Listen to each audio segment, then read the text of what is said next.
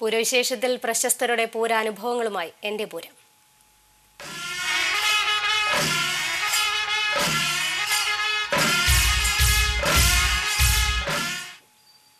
പൂരത്തെക്കുറിച്ചുള്ള മറക്കാത്ത ഓർമ്മകളുമായി നടൻ ദേവൻ.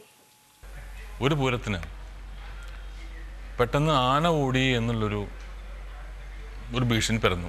അതേ ആന കൊടുന്നു എന്ന് പറഞ്ഞു. അപ്പോൾ ഭയങ്കരമായ ജനക്കൂട്ടം അങ്ങോട്ടും ഇങ്ങോട്ടും ഓടുകയാണ്. അച്ഛൻ്റെ കയ്യിൽ നിന്ന് വിട്ടുപോയി ഞങ്ങൾ. അച്ഛൻ എൻ്റെ അനിയനെ പിടിച്ചിട്ടുണ്ട്, പക്ഷെ ഞാൻ കയ്യിൽ നിന്ന് വിട്ടുപോയി. ഞാൻ എവിടെ ഈ തിരക്കിൽ പോയി.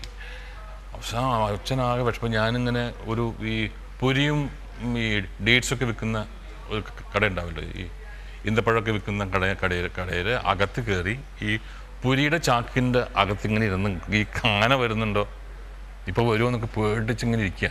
പിന്നെ അവസാനം ഇങ്ങനെ വിഷമിച്ച് അച്ഛൻ ഇങ്ങനെ അച്ഛാന്ന് വിളിച്ചപ്പോൾ അച്ഛൻ എന്നെ കണ്ടപ്പോൾ അച്ഛൻ്റെ മുഖത്തുണ്ടായ സന്തോഷം ഉണ്ടല്ലോ, അതാണ് എൻ്റെ പൂരത്തിൻ്റെ ഒരു അനുഭവത്തിൻ്റെ കഥ.